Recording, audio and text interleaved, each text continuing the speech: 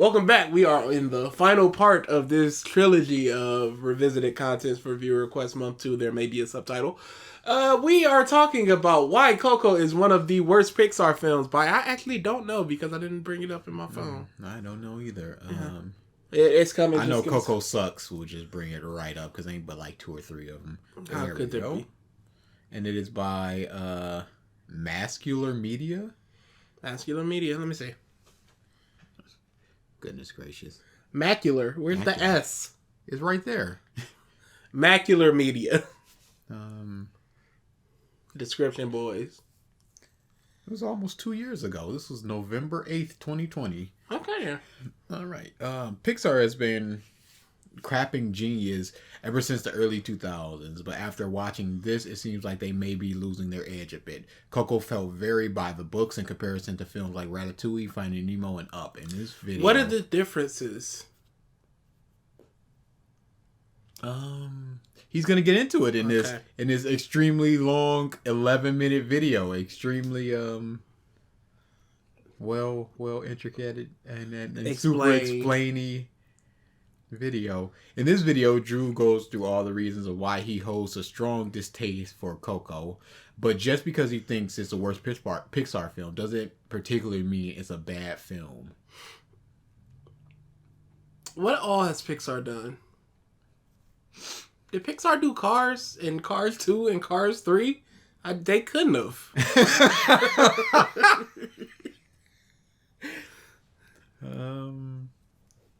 Toy Story, Bug's Life, Toy Story 2, Monsters Inc., Finding Nemo, Incredibles, Cars, Ratatouille, Wall-E, Up, Toy Story 3, Cars 2, Brave, Monsters University, Inside Out, The Good Dinosaur, Finding Dory, Cars 3, Coco. Nobody talks about The Good Dinosaur. Coco, Incredibles 2, Toy Story 4, Onwards, Soul, Luca, Turning Red, Lightyear. So, what was the one right after Coco? Incredibles 2. That's 2. not fair because it's after Coco. He may not have seen it at the time, but there's no way Coco is worse than any of those. Cars 2 is not good, like outright not good. Brave, people are not really up on Brave. Brave is mixed results, mixed reviews. I mean, again, Coco features a lot of dead imagery and ghost imagery, and China is very no, we will not accept that, and they accepted Coco because it made the board, like the board that decides it, cry. It was like it's about family. This is a spicy one. We can get over our death stuff to let this mother in. People need to see this. Like, imagine a film that makes China go, we will go against our laws to allow this. That's crazy. Legitimately. So I'm very interested in what he looks for in a Pixar film and why Ratatouille provides that thing where Coco does not. Yeah, I'm wondering that as well. And again, just because it's by the books doesn't necessarily mean that's a good thing nor a bad thing. Generic as always. It means literal nothing. I don't care if you and you know, it's funny because a lot of people are propping up Chainsaw Man because they're like, it's so refreshing to see a main character that isn't about friends or some big I want to be the best goal. He just wants to touch titties. And it's like, okay, but are they a good character? Yes. That's not just different, but also good. I would like if a good generic character is a 10 and a special good character is an 8, just arbitrary number. Yeah, if a unique good character, you would rate it 8. And a generic good character, but it's a 10 character. I would prefer the 10 character over the 8 unique character. Because I want more good than special. Special does not outweigh generic in any way, shape, or form for me.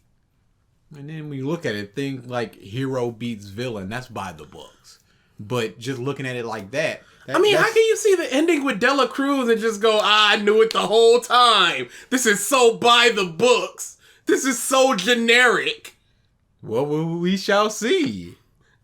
Because he's gonna wow us with this strong distaste of a video of a movie in its 10 minutes, where he has to explain why he doesn't like it, explain why other things are better.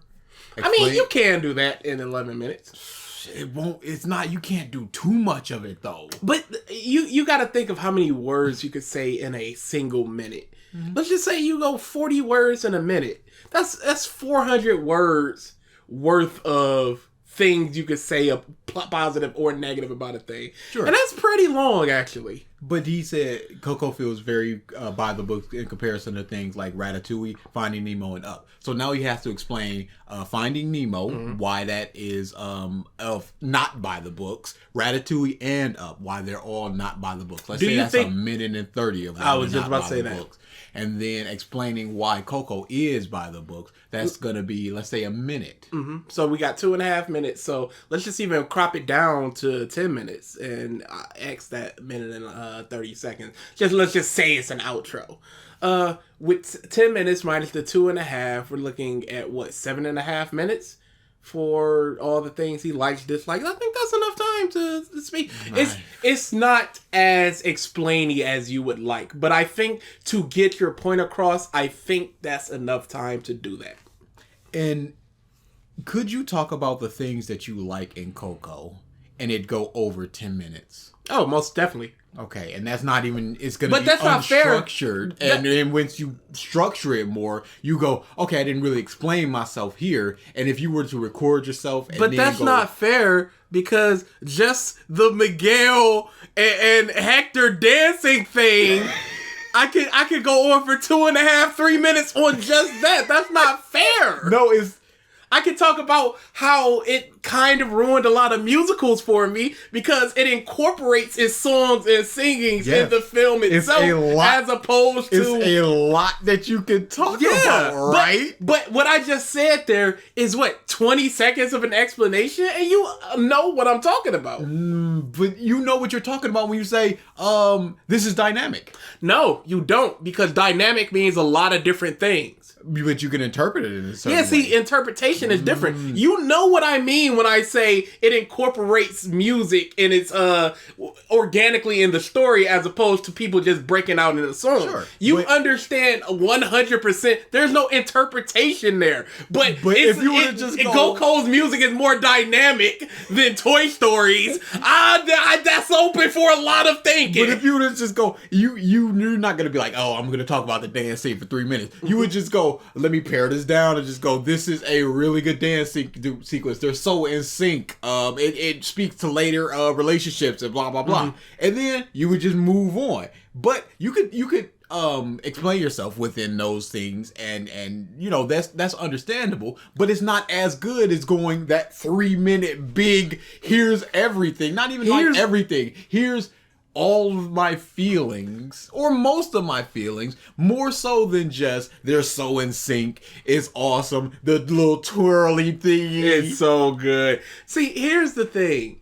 We've done so much Revisited. I think you're just jaded on shorter videos because I've always been jaded. Now, because you know these people don't say anything, and now you're even shortening your nothing, which gives you less chance to explain. Maybe this guy does explain.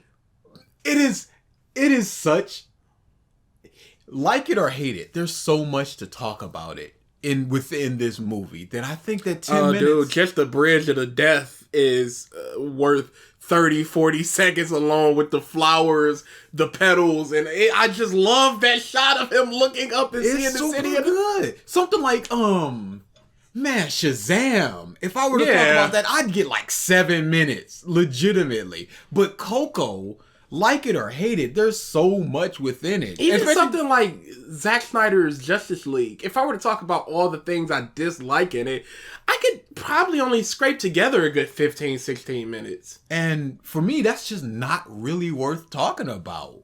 I'd rather just... It's a big preference thing of give me all of it instead of just... You don't want him to come out a month later with more reasons I dislike Coco type thing. Just one big old Coco video. You did it. It's done. And it's just like, I have a strong distaste for Coco. Here's my 7 things wrong with it, and we're moving on. Like, that doesn't really sound like a strong distaste. It's like, I got a couple things. I think I read it for like 4 minutes on just the ending of Black Adam. And that's not structured. I didn't... Look at my hero rant. Yeah. That's 16 pages. For one chapter, I think you did like 8 minutes of a rant. And legitimately, if it was to be structured, it could go over 20, 30 minutes. If you could actually sit down and think about the things and the reread the pages. Like the parallels between Black Lives Matter and other riots and stuff like that.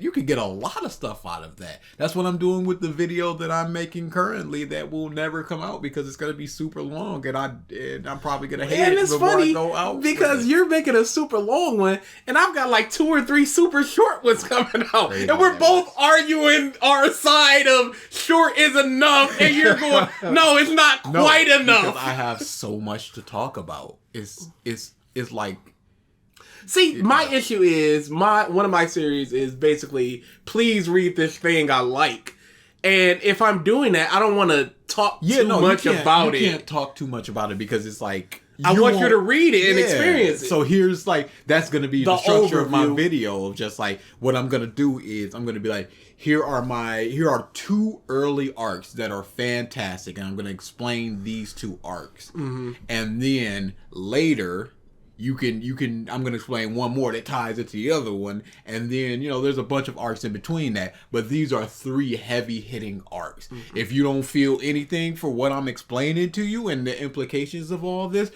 ain't for you. But if you do, there is a lot more and a couple better than these. And that's kind of how I'm going to do it. See, the way I want to do it is I want to do a light spoiler section where it's overviews. You get some quick character stuff, that type of thing, and then a more heavy spoilers one. That's exactly what I'm going to do. Okay. Legitimately what I'm going to do. This has nothing to do with the video we're doing 0%. Right now, though. So let's get into that video. Get away from me! Hey, movie people. My name is Drew, and welcome to Social Distance Cinema. I like the beard. I am also a fan of the beard. That is an immaculate beard. Discussion. This week was a little bit hectic. I was checking my phone pretty much every 2 minutes to see who was winning the presidential race, and by today we finally had a winner. I guess today being... Okay, this is time spent that is worthless. Legitimately, because this video will be online for as long as your channel is online, and maybe later because people can rip it and stuff like this. This ages it so poorly. This is essentially worthless. The time that I shot this and not the day that it actually came out. It was a very emotionally taxing week, so I decided to throw on some animated features just to cheer everyone up. I'd say it worked out. We had record turnouts, which was pretty hype for me. Thanks for that. This week we watched Coco, a Disney Pixar film. I can see how he transitioned. Yeah.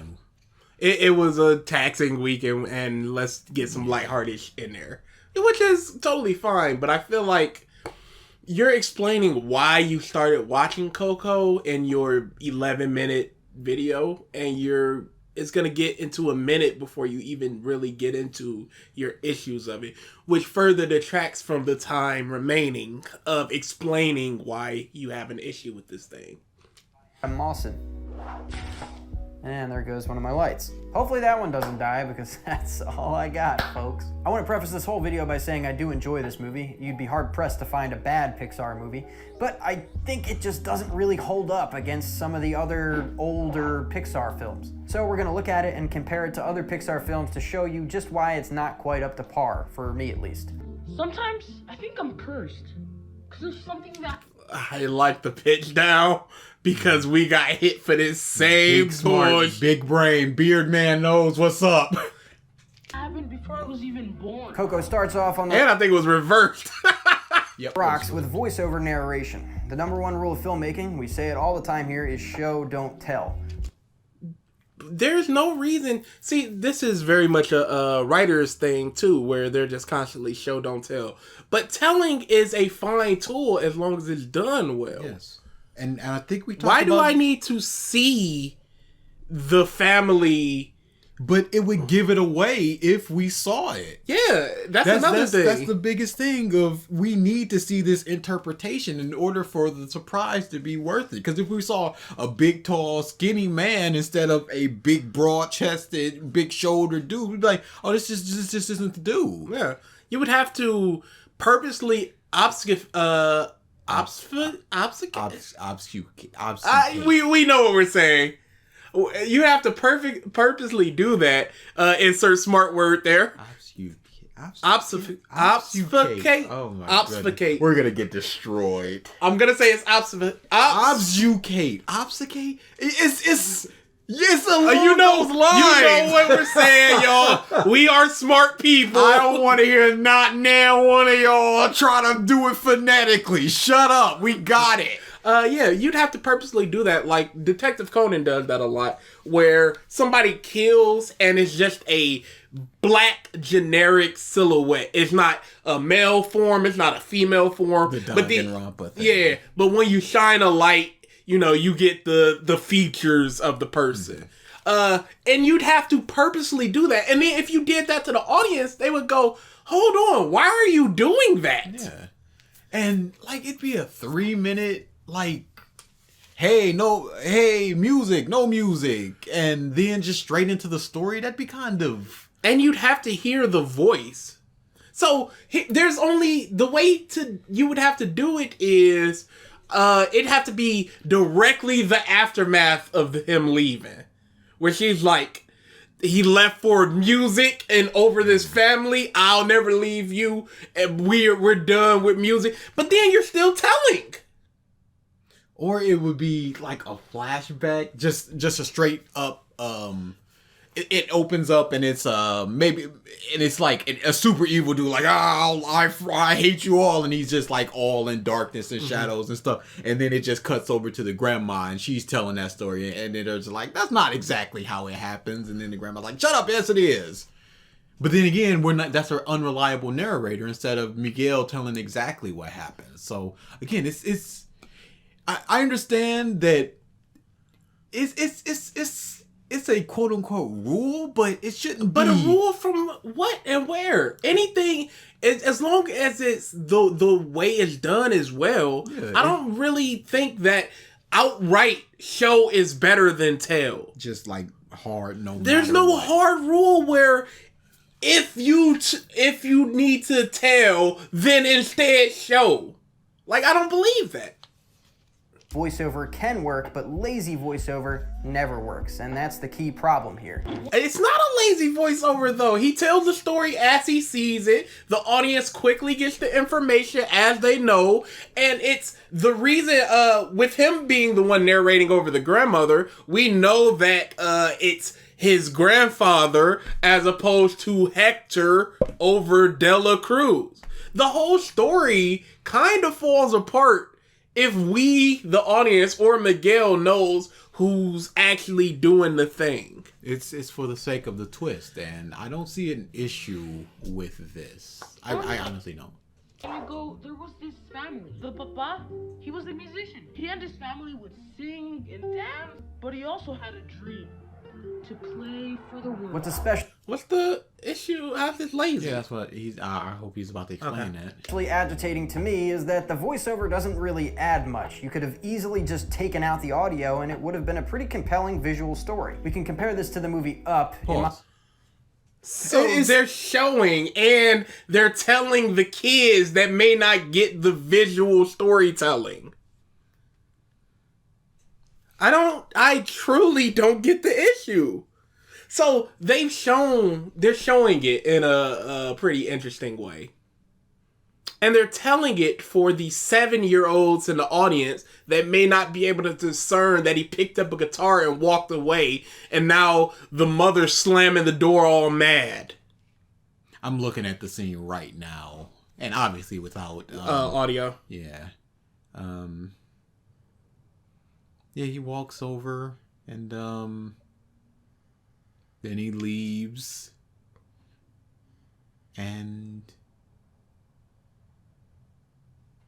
I suppose he could be like, the things that don't work can be restructured. But again, would a 7 or an 8-year-old understand it?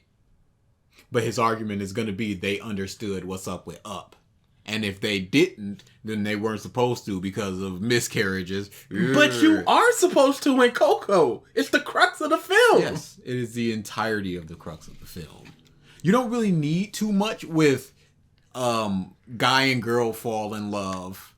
There's hardships. They grow old together. She dies. You don't really need too much with that, but you do need a lot with they left. So the entirety of the family hates music because this dude was a musician and left us for the sake of music, but he actually didn't. He was coming back, but he died because this bastard. David Cruz is so amazing. Perhaps it was that chorizo. Oh, terrible.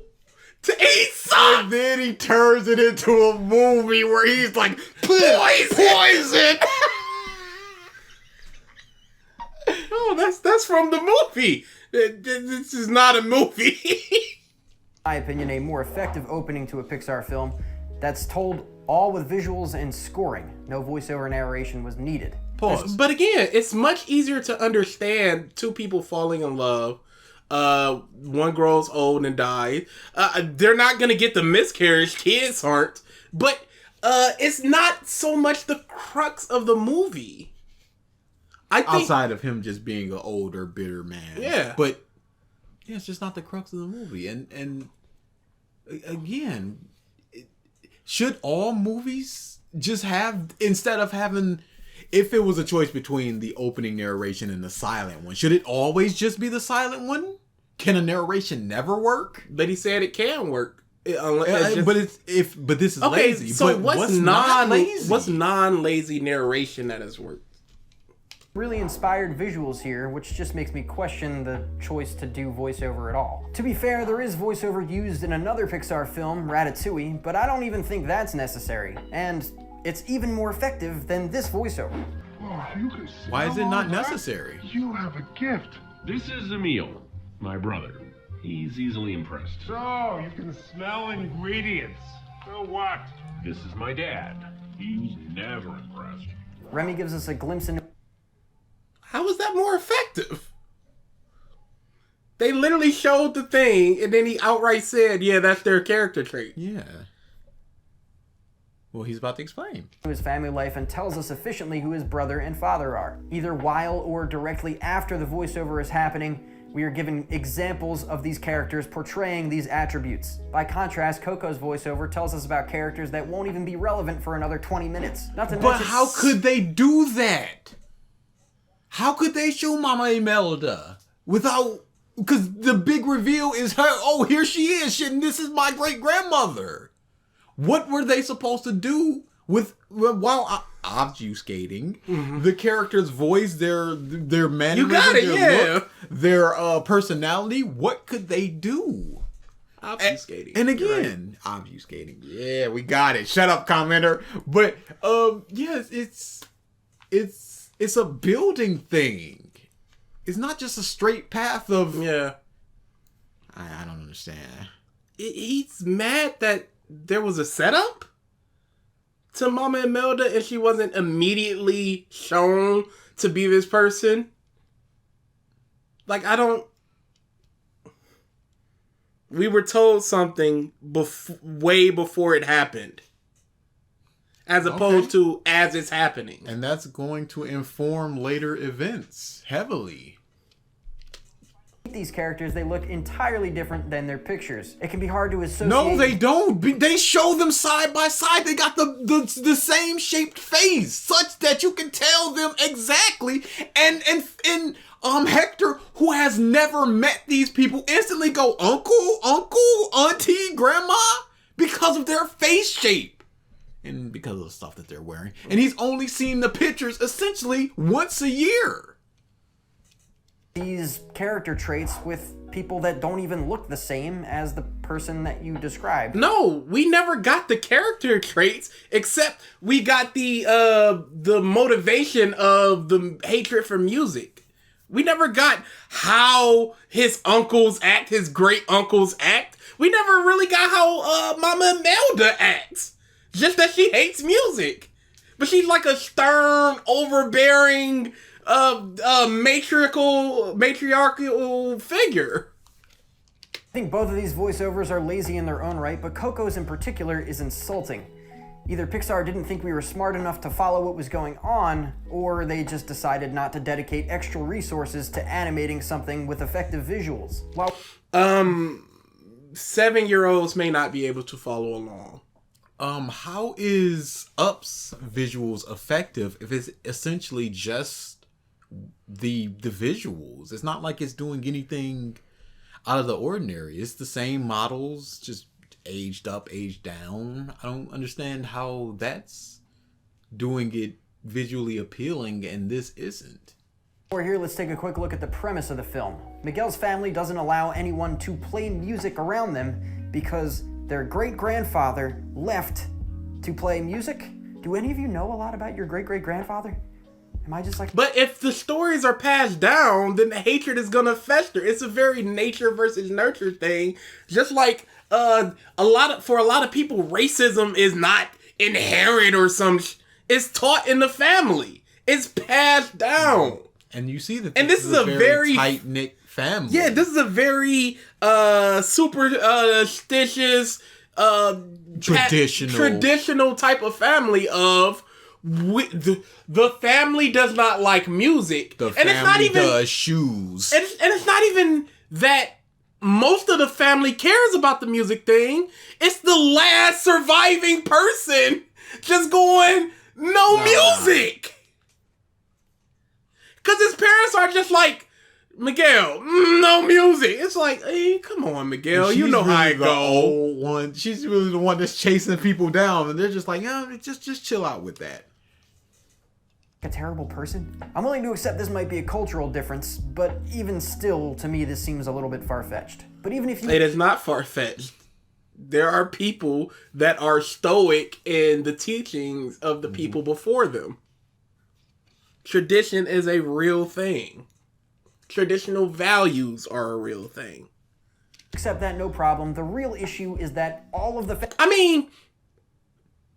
with the cultural thing of now, with like OnlyFans and Ethos and all these people, it's just like, you'll never find a husband like that. There are still people with those types of values where it needs to be marriage before sex, that type of stuff. Mm-hmm. Yeah, you're always going to get those people. It's not too far-fetched.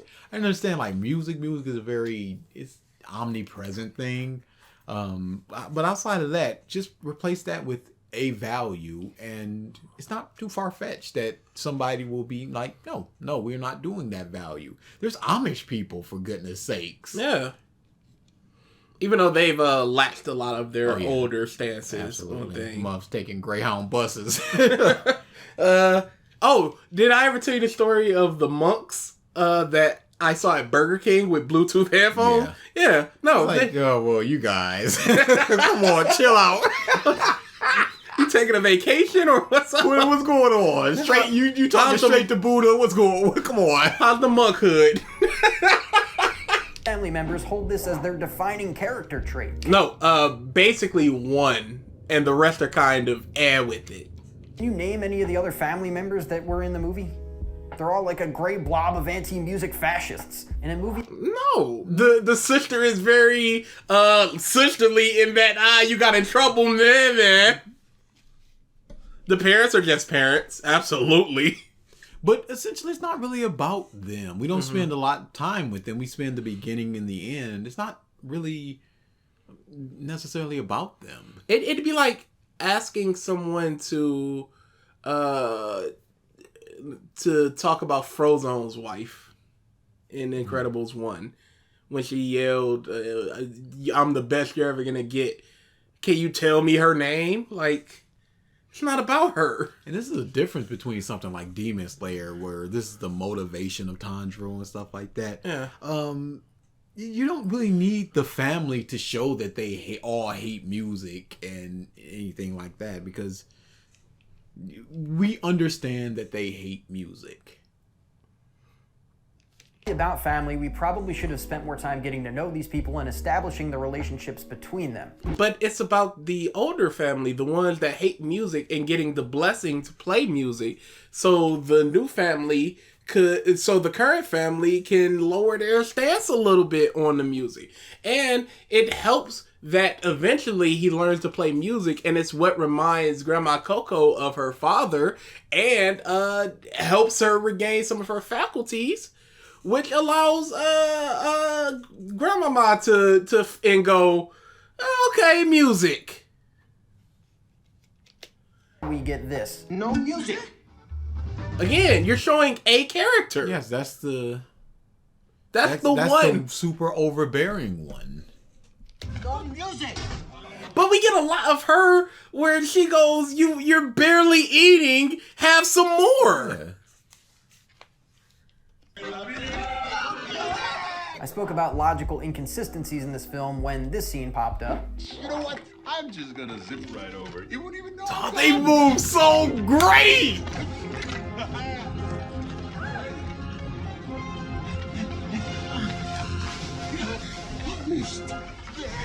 Just further. I'm looking at this and going, why the hell is there border control between the land of the living and the land of the dead if the bridge just isn't going to let you cross anyway? There's some weird stuff that goes on sometimes in that place. It could also be that they're preventing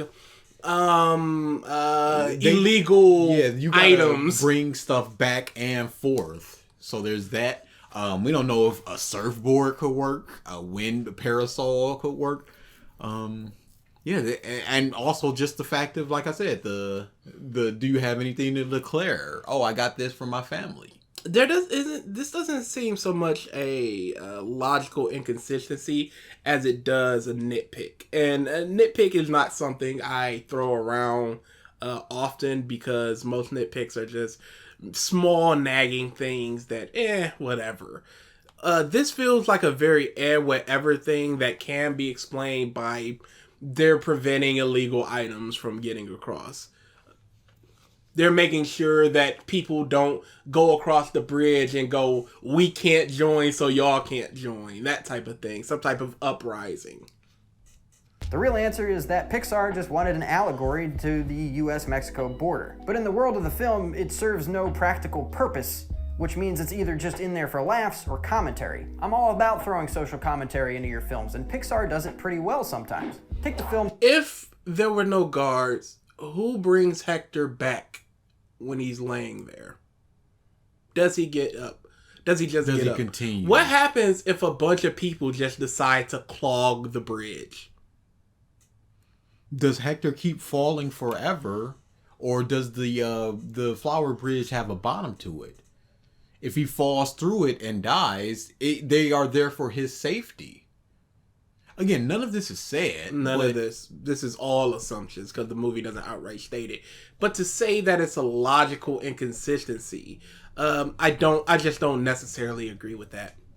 Finding Nemo, for example. The climactic scene at the end featuring an overfishing scenario has a very clear and strong message. Our characters fight strongly to free hundreds of thousands of fish. But in Coco, that's not the case. They just have a border gate. Our characters won't help them. If you want to talk about like social message, there's classism. There's the people over there who don't have family, and they're just essentially just in a little hub, little hubble. We're each other's family because we got nothing else. Why aren't they living the high life? Do they not have employment? Do they feel unloved? So maybe it's just like they feel like they don't deserve like happiness or a nice place to live. Another reason for the guards can be that people might just rush the gate and not give a shit. A bunch of kids just run across the bridge. Or try to stop them, and the situation resolves itself. That would sort of be like some random human on the boat that's overfishing just cutting the net loose because he had a moral awakening. If you're gonna put commentary in there, then go all... Okay, he's spending a lot of time on this one thing that is essentially a nitpick. Let's just even call it a logical inconsistency. Okay, there's an issue there. Move on. Because we're halfway through the video nearly, and basically he said, I don't like the narration, and there's one logical inconsistency with guards at the bridge. And essentially, it's not even, you can take it as a thing about the Mexican border, but you can easily just take it as a thing of travel, air flight. You have to go through customs and stuff like that. You can easily just take it at that. It doesn't necessarily have to be the Mexican border. Like, if the bridge itself is just going to allow and disallow people, why even have the thing? Why even have a check system? The bridge will sort it out. Away with it. Help this man cross the bridge or tackle his ass. Let's jump ahead a little bit to the scene where Mama Imelda is chasing Miguel and decides to call her spirit guide. We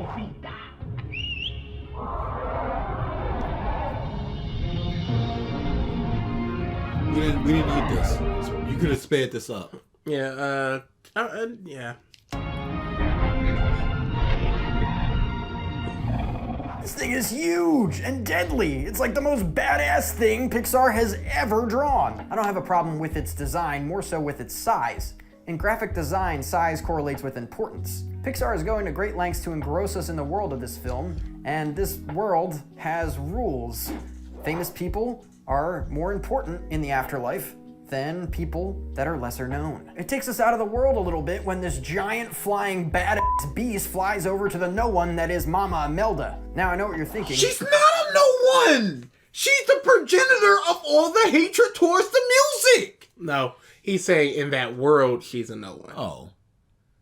But that has nothing to do with what your spirit beast is gonna be. Yeah. It just has to do with your spirit beast. Like, it's not like, because we see Ernesto has like a bunch of tiny birds that are his. It has literally nothing to do with how important you are. Mama Imelda is very important to the story that we're about to see, and I agree with you on that. But I don't agree that she is important in the world that they inhabit. But you have to be important in the world to have a big spirit beast. There's nothing in the film that says that, and we've seen the more important people, because Frida had monkeys. So, and she's way more important than, she's way less important than Dela Cruz, but Dela Cruz has smaller things. No, I think he had dogs or something, like little chihuahuas or something. Either way. And what if you're dead and you're a nobody, and you get a dumb little spirit animal, but you, within death, rise up and become somebody important? Does your spirit animal change or something? Yeah, let's say you're a starving artist, and you have a spirit animal because you're a nobody. But after your death, your collections start blowing up and selling for millions of dollars, and you're now recognized throughout the world and history as one of the greatest artists of all time. Does your beast just grow now? Do they take away that beast and give you a different beast? The key difference there. Again, it seems kind of cheap and insulting. It's like a quick way to build Mama Imelda up as an important character without actually having to do any work. I never once thought, oh, she's got a giant beast, she must be super important. Never once thought that. We get no respect around here. I feel like Pepita would have been better used as the villainous De La Cruz's spirit guide, but I'm willing to admit that might be a nitpick. But what would the conclusion be with that beast? How do you fight that? What do you do? Because the day was essentially saved because of her spirit beast. Mm-hmm. And you can have that spirit beast just crush Ernesto, but you're just killing a hero by that means. He needs to be defamed. So if you disagree with me, let me know in the comments. And if you agree with me, subscribe. While we're at it, Hector's motivations make no sense. He wants Miguel to go across the bridge to the world of the living and put up a picture of him. But as we learn, Our memories, they have to be passed down by those who knew us in life, in the stories they tell about us. so if he's being forgotten by the only person left to remember him, then what good is putting a f***ing photo up gonna do? It's like the writers know what the ending of the movie is. Our brain eats it up. I can't remember if he wanted it put up at a specific place or just put up. Honestly, cannot. He wanted it put up so he can go over there to see Coco. Oh yeah, that's what it was. So if it's just put up anywhere. And didn't he say I can feel her fading? So he knows that he's running out of time. So, because if she dies, then there's nobody left to remember him. So he won't be able to see her in the afterlife. When characters in a story have agency, for better or for worse. Take this example from Ratatouille. Gusteau's restaurant lost one of his 5 stars after a scathing review by France's top food critic, Anton Ego. And the broken-hearted chef died shortly afterwards. Dead? Pause.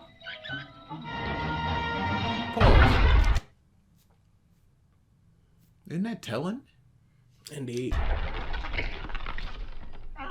He showed and told, but that's the same thing that Coco did. Oh. Remy's flaw is that he considers himself to be equal to humans when they only see him as a pest. He doesn't really care so much about the sleeping human because he wants to learn more about Linguini. And as a result for this flaw, his whole family's found out and chased out of the house. By contrast, in Coco, Miguel does nothing wrong to get caught by Imelda the first time, which is kind of infuriating because he does have flaws, they just decided not to use them for some reason. His family just shows up at the music competition, which feels weird because the whole family is supposed to be avoiding music. And I get it. No, the Beast was searching for Yes. him. And he led the tracks there. And they know that Miguel likes music, so they go to where the music would be. They know that this will get you a ticket to Ernesto de la Cruz, so this is a good chance that this dude will be here. It's a natural spot for Miguel to be. But we need to have that moment where the family works that out. And sure, there's... No! He does the nose thing and we see footprints later. That's how they... a giant tracking cat beast on the lookout for him. But that's cheap. Give me a reason that they find him. The giant tracking cat beast isn't enough of a reason. You need them to spend 40 seconds going, hey, there's a big music competition and he loves music. Maybe he'll be there. Over, let's have our giant tracking cat beast track him. Before he dies. Damn it. Man. Austin pointed out how weird it was that De La Cruz just had poison on standby for his supposed friend. That is a problem. Unless he was always planning for this to go this way. Because it was clear they had discussions beforehand about this thing. Mm-hmm. Seemed premeditated. That's so weird. In The Incredibles, Buddy didn't build a giant death robot before Mr. Incredible told him to go home. It makes no... But that wasn't their first argument. Yeah. No sense. Are you starting to see a pattern here? These things just weren't thought about in this movie. Yada yada yada, and then the family finds him again because the plot demands it. He tells his dog Dante to f*** off, and then is rewarded by being found by Dante, which is just the worst kind of Deus Ex Machina. Imelda's not... It's not a Deus Ex Machina! Because it wasn't even really Dante that found him. It was the cat tracking beast! Dante was just the first person there, and then literal 4 seconds later, the cat beast is there. Nice enough to fly both her great-great-grandson and her mortal enemy out of the weird pit of despair that was never set up. That was really nice of her. She could have left him down there, but I'm glad that they worked it out. Pause. How do we set up a pit of despair when we just found out that Ernesto is evil? And it is literally just a big hole. It's not even nothing. A pit of despair. It's like a well. It's like a big old... nothing. It's like a big old underground river. Oh, wait. I would assume that Miguel went, hey, please let him come along too. Yeah. I'm not leaving without him. My grandfather.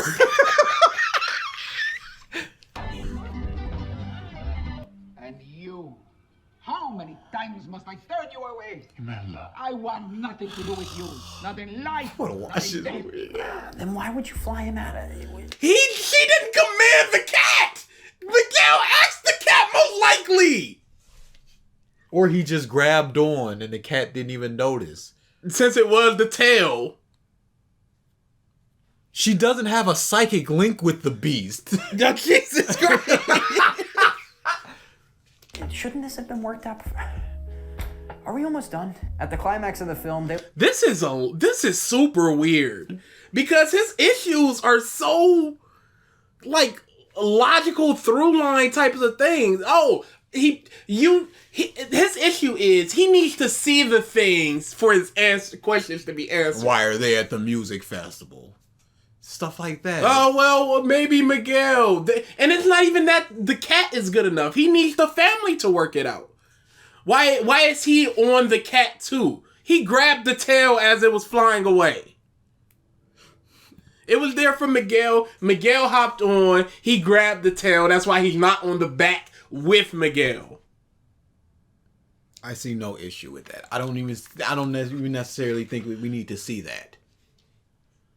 Cruz and his security detail are chasing Miguel and his family. Some wacky hijinks ensue, and Imelda ends up on stage. Yorona! Boy, that's a good song. Boy, them and dance fighting is so good. And then Ernesto just grabs, he gets the upper hand and he just gets all boisterous and he is a slime ball. I would dare say, as far as animated movie villains go, he is a top 3 villain. Love him to death. He is ridiculous, y'all. Seeing the security detail closing in on Imelda, Miguel shouts to sing, as if that's gonna solve all of the problems plaguing them right there. It will make it seem a lot less like they're just a bunch of people trying to do a thing, like they rushed the stage, and that she's actually just a part of the show. Which also leads to a distraction, which would allow her to get away, and all that dance fighting looks like part of the show. Isn't it all? Imelda just up and does it, instead of booking it away from the security guards. It's like It looks like it's just part of the show, and it actually works. Writers were like, well, Imelda still hates music. We should probably figure that out during this climax. But she doesn't hate music. She said that she doesn't hate music like 3 or 4 scenes beforehand. Yeah, she says, I love music. She sings for Miguel. It doesn't work here. Get out of here. What are you talking? I can't even think of a good comparison here. That's like if the food critic from Ratatouille walked into the restaurant and Remy just told everyone to sing. This guy's like the Family Guy reviewer. It's like that time in Ratatouille where... What? I don't know. And then most egregiously of all, there's a camera and switcher backstage that connects to a Jumbotron outside. And she turned the camera! And then turned the camera on. They moved the camera! It was pointed to stage and they moved away from stage! Backstage. What are we doing? I don't know. And then most egregiously of all, moved camera! Turned on camera! That connects to a Jumbotron outside. The camera would connect to a Jumbotron because it's a camera! Where else is it gonna connect? What are you talking about? And 2 random family members who have had a combined total of maybe 30 seconds of screen time. No, they haven't. They've been there the entire time. They were one of the first people that Miguel saw when he died. Them to take down our main antagonist and his dastardly ways. It was an assist. Yeah. Really, the cat took him down. Really, the family took him down. They won. Wrote that? Lazy. Let's all take a quick second and... How is that lazy that 2 characters turned the camera and turned it on? Did you need it to be Hector and Miguel? Did you need it to be Hector and Imelda? members who have been there from basically the start. Cry for this last scene real quick.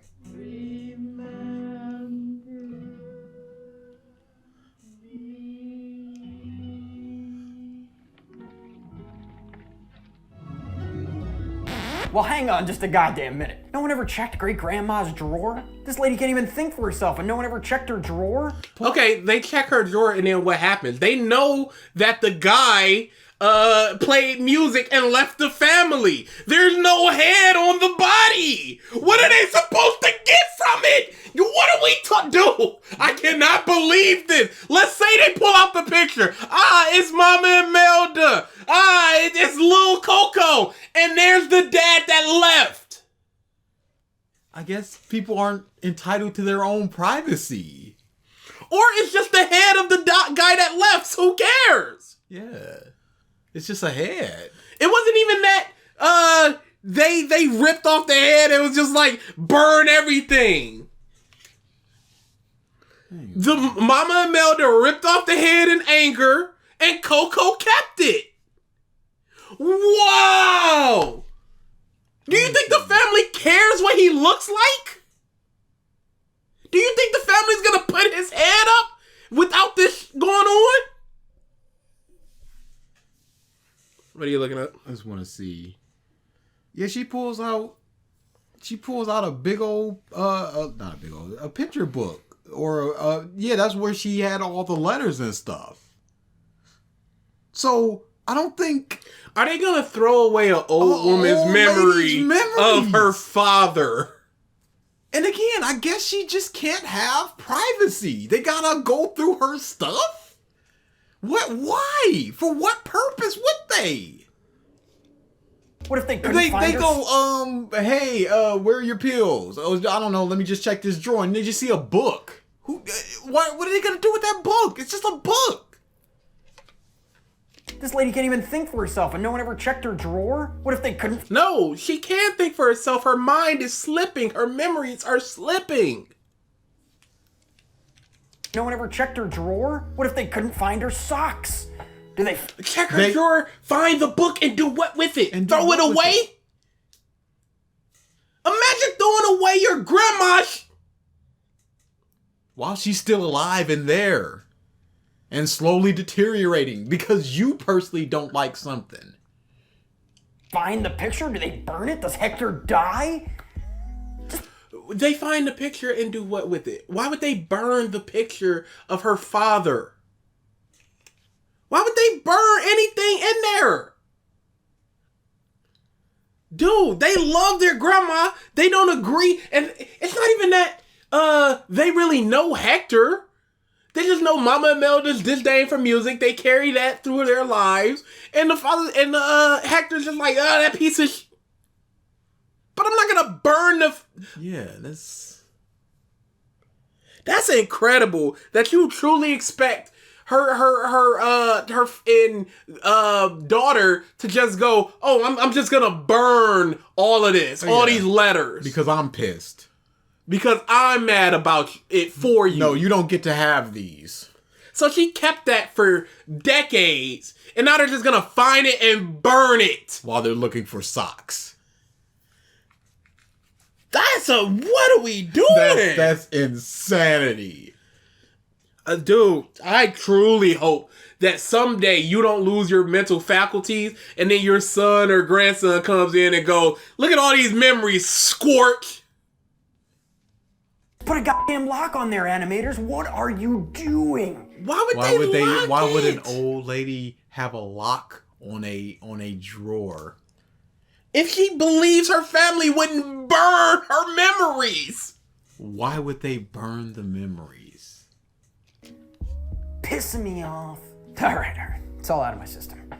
It says a lot about Pixar that even after all that crap, it's still actually a pretty enjoyable film with incredible visuals.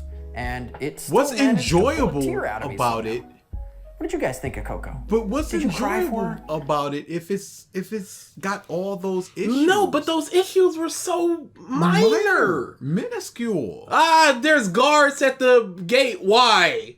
Why couldn't the family work out where Miguel was instead of the cat finding him? Why did Hector fly on the beast too? Why is there a camera on a big show? That links to the Jumbotron.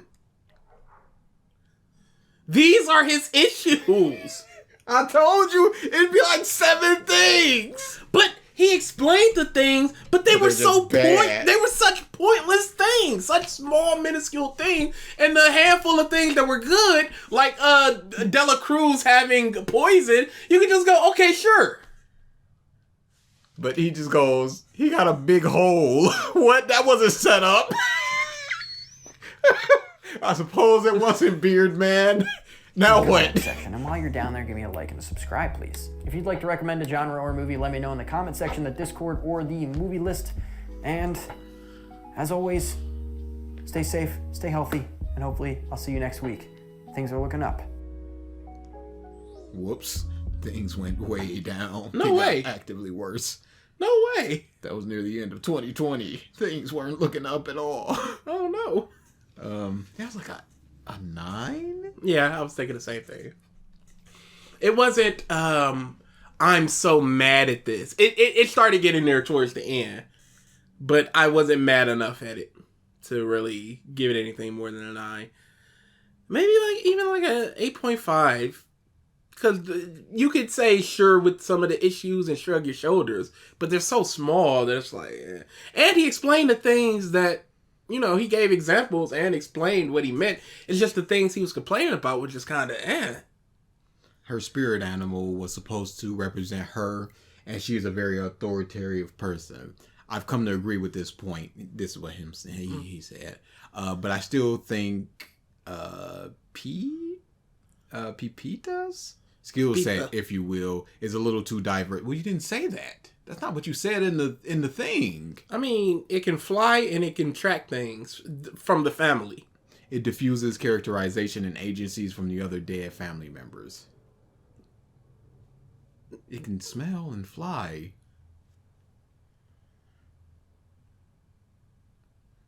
I'm just looking for what he said. Yeah. Yeah, I might even bump this down to an 8. Oh no, Somebody said something. Also, it wasn't really about being remembered. The reason why Hector needed the picture on the ofrenda is because he could cross the bridge and see his daughter. And he said, if your picture isn't on an ofrenda, you cannot cross the bridge. As for the border crossing, that's a great take. The director of the film outright said that it wasn't a commentary on border control when he started taking fire for it. It clearly is, though, and I question the need for him to be disingenuous about it. Don't just be like, nah, he's lying about what he said. Hey, some directors do be lying. Absolutely. David Cage was lying about and Beyond Two Human. There's no allegory to the civil rights movement. Tommy Wiseau, this was always supposed to be a black comedy. Nah, y'all just lying, dude. Protect that ego. Yeah, you know what? I'll even bump that down to an 8. I'm going 9.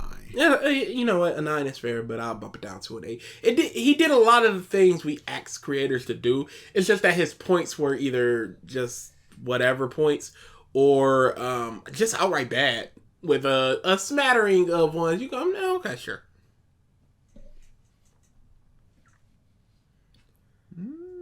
That's worth a read later. Sure. So we're done with the viewer request month too. Yeah, boy. Completely done. Gonna farm out the lists for whatever we want to add, and then just shut it down. Shut her down. There's gonna be some changes next year.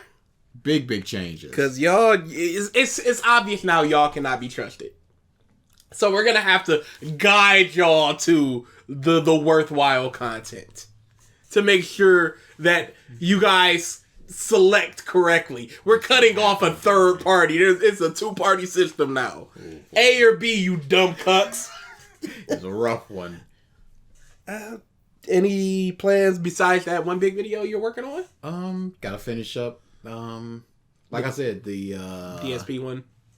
The DSP stuff. Oh, I forgot about the DSP stuff. We need to get on that. I need to get on that. When I say we, to check it out, just need to, like I said, once Yoma ends, then I'll have the time to do that. but Yoma needs to be in. Yeah, that in collage stuff you need it.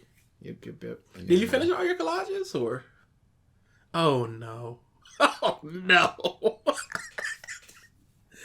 It's not even like I could just help while I'm here because I don't know about that shit. It's This is the first year where I'll probably be working into Saturday legitimately because they were announcing people in Wednesday.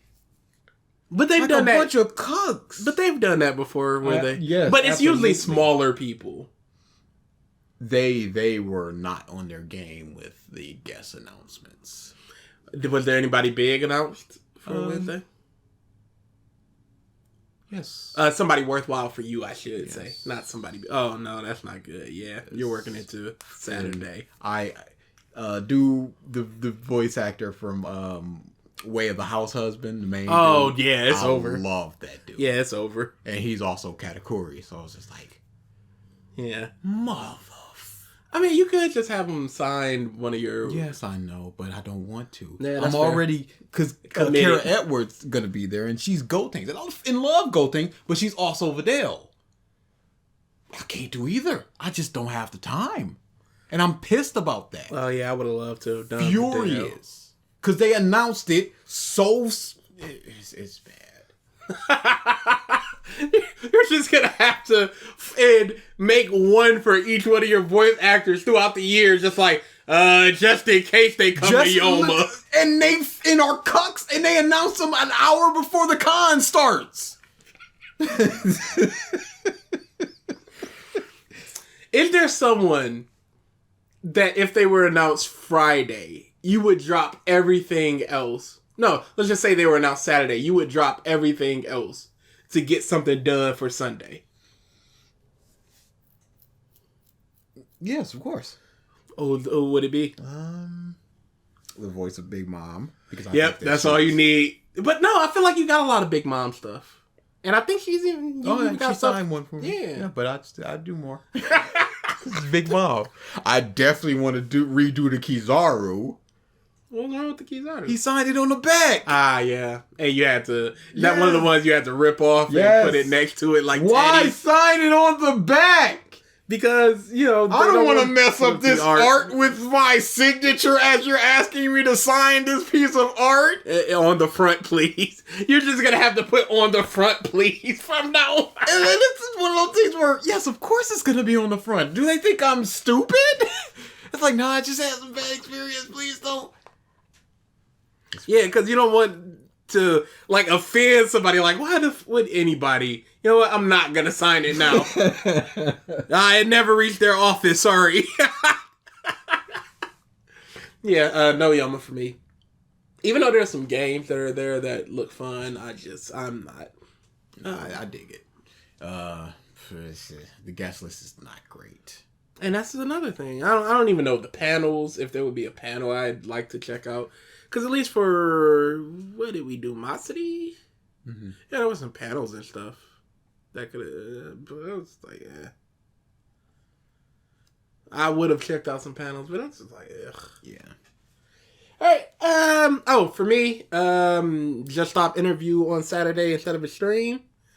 I don't know if I want to do hazing and praising for Naruto first. One of the please read this for Liar Satsuki.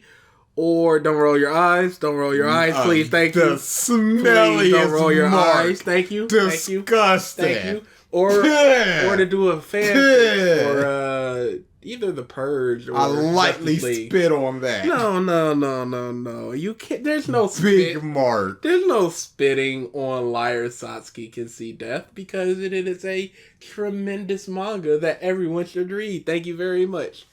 I think you got something to say. Oh, Sam! I'm like, I said what I said. You say about Satsuki. It's fine. Shut up. I'm like, what? I'm like, do I have something to say? You look like you got something to say. Do you? Yes, I certainly do. What is that from? Simpsons. I have to go now. My planet needs Yes, me. ice. Oh, it's Pookie. You look like you've got something to say. Yes, I certainly do. Poochy's dead, kids. Yay! Oh, speaking of, I did not watch that Simpsons Death Note parody. I've seen like 2 or 3 clips, and I'm just like, it's I did. It is, I got a couple of light giggles, and I think I got one laugh. Which is remarkable for modern day Simpsons. Remarkable. Yeah. And it's got a pretty good premise where she needs to kill people, and she can't repeat the ways that they die. Yeah. So... I like the blender scene where it's like liquefy. It's a totally different setting. Yeah, I like that scene. And grand opening, grand closing. it was fine, you know. I feel like after this season, I want to do that whole trying to find the last great episode of The Simpsons thing. If you can get through Marge's voice, dude, I was hearing it in that Death Note, and I'm just sad. It's so sad. She's done. Retire it. I might cut this whole thing out. No, you won't. You know you won't. I might. It's not interesting to a lot of people. Maybe they don't need to be here. They got their wee woo. They did get a wee woo though. You said wee woo. I said wee woo. And yeah, you did. Just loop that. Wee woo, it's over. Put down the meat. End the stream. No, it's not a stream. It's a video. End it. Click the button. Wee woo. Click the button. We're doing it. We're not talking anymore after this. Click the button. Wee woo. Click it. Where's the button?